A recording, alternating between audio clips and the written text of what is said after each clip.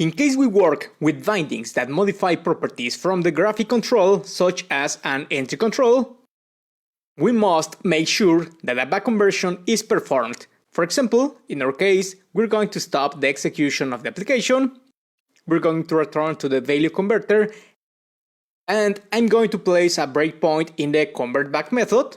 I start the execution of the application, and immediately we get to the breakpoint where we can see that it is trying to return a value back to the model. If we check the value of the parameter, we see a true value, which is the one that is being obtained from the graphical interface. But remember that in the model we have a text type property. Therefore, if we store this value in the model, we would have an incorrect value. What can we do? Well, we can implement this method to get a Boolean value and convert it to a string with the desired format.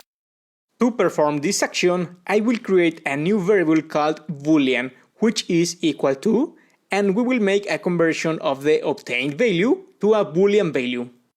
Subsequently, let's compare if we have a true value, and if so, we'll return a string equal to yes, which is the format of the data source. Otherwise, we will return a string equal to no.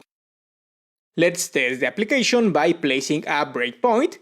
In the case that the value is equal to true, let's see what happens.